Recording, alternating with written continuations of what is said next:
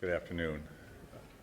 Today is an important day in the progress that we in Illinois are trying to make to help those among us who are the most vulnerable.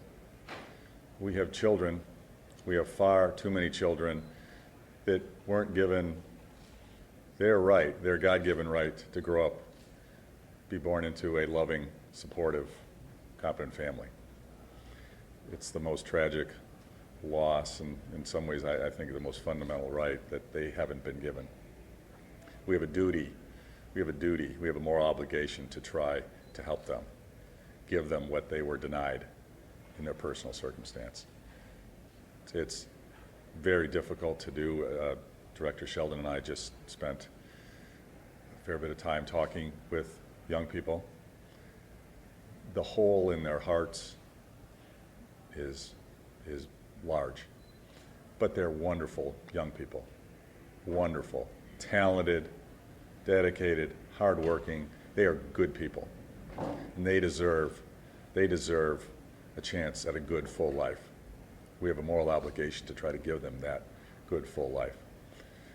I was struck, couldn't help but become quite emotional at their stories. We talked in their circumstances and what they've gone through. I can't imagine. I couldn't, how do you put yourself in the circumstance? If you haven't lived it yourself, how do you put yourself in their circumstance?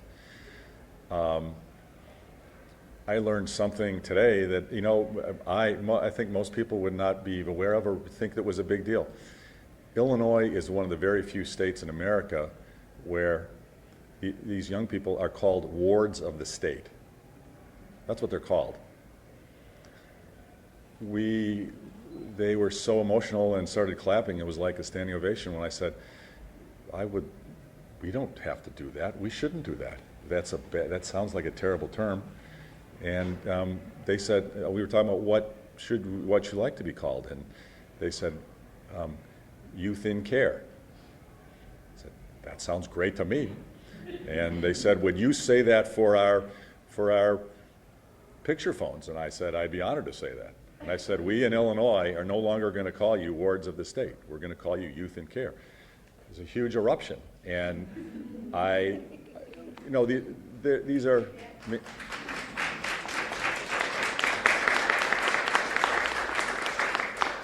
But there is